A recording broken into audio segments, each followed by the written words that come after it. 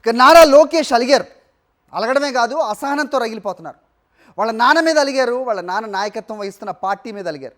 అలక ఏ స్థాయిలో ఉందంటే అకస్మాత్తుగా తన పార్టీ పదవిని కూడా విసిరి కొడతానని ప్రకటించే పీక్స్లో ఉంది ఫ్రస్ట్రేషన్. ఇంతకీ నారా లోకేష్ ఎందుకు అలిగారు? లోకేష్ ఏ పదవిని వదిలేస్తా అంటున్నారు? Let's watch the story. మంత్రి నారా లోకేష్ తీవ్ర అసహనానికి లోనవుతున్నారు. ఈ అసహనం ఆయన పార్టీ మీద, పార్టీ అధ్యక్షుడు తండ్రి చంద్రబాబు పైనే అని పార్టీ వర్గాల్లోనే చర్చ జరుగుతోంది. గత నెల రోజులుగా నారా లోకేష్ పార్టీలోని తన అనుచర నాయకులు, అనుకూల మంత్రుల చేత డిప్యూటీ సీఎం చేయాలన్న డిమాండ్ను వినిపించేలా చేశారు. ముందు మంత్రి నారా లోకేష్ తన తండ్రి చంద్రబాబు దగ్గర ప్రతిపాదన పెట్టారు. తనను పవన్ కళ్యాణ్ తో సమానంగా డిప్యూటీ సీఎం చేయాలన్న డిమాండ్ చంద్రబాబు వద్ద నారా లోకేష్ పెట్టారు. ఆ డిమాండ్ ను పార్టీ నాయకుల్లో పుట్టినట్లు బిల్డప్ ఇవ్వాలని చంద్రబాబు ముందే అనేక మంది నాయకుల చేత మాట్లాడించారు. అంతేకాదు, మంత్రుడు సైతం నారా లోకేష్ డిప్యూటీ సీఎం అవ్వాలంటూ డిమాండ్ చేశారు. లోకేష్ కోరిన డిప్యూటీ సీఎం పదవి కోసం ముఖ్యమంత్రి చంద్రబాబు తన ప్లాన్ అమలు చేశారు. అమిత్ షా ఏపీ పర్యటనకు వచ్చిన సందర్భంలో ప్రత్యేకంగా విందునిచ్చారు.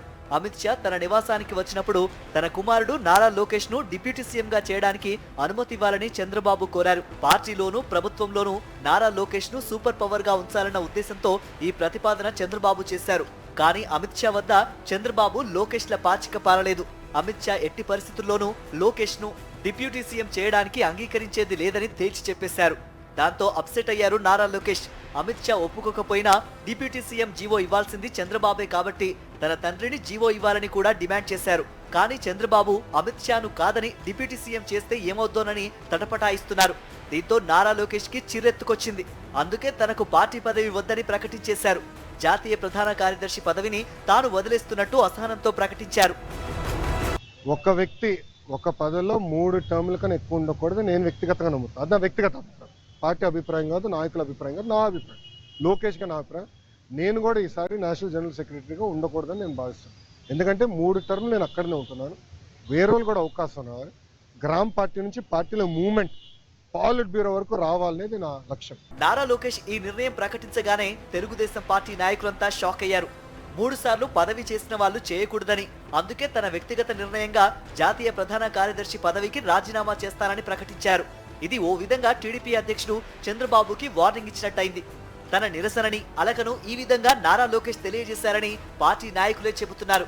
ఒకవేళ అది లోకేష్ పాలసీ అయితే మంత్రి అయిన వెంటనే రాజీనామా చేసి ఉండాలి. కానీ ఇప్పుడు డిప్యూటీ సీఎం గొడవ తారాస్థాయికి చేరిన తర్వాత ప్రకటించారు. కాబట్టి ముమ్మాటికి ఇది నారా లోకేష్ అలక, అసహనం వలన ప్రకటించిన నిర్ణయమే అని పార్టీ నేతలు భావిస్తున్నారు. పార్టీ ఓవైపు చంద్రబాబు అధ్యక్షుడిగా శాశ్వతంగా కొనసాగుతూ, నారా లోకేష్ మాత్రం పార్టీలో ఏ నాయకుడైనా పార్టీ పదవిని 3 సార్లే చేయాలని, తర్వాత రాజీనామా చేయాలని ప్రకటించడం అందరినీ విస్తుపరుస్తోంది.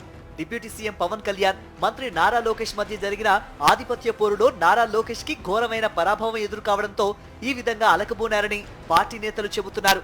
పవన్ కళ్యాణ్ ని తీసేసైనా, లేదంటే పవన్ కళ్యాణ్ ఉంటుండగా అయినా డిప్యూటీ సీఎం కావాలని లోకేష్ ఎంత ప్రయత్నించినా, ఎంత ఒత్తిడి చేసినా ఫలితం దక్కకపోవడంతో ఇలా అలకబోనారని టీడీపీ నాయకులు చర్చించుకుంటున్నారు.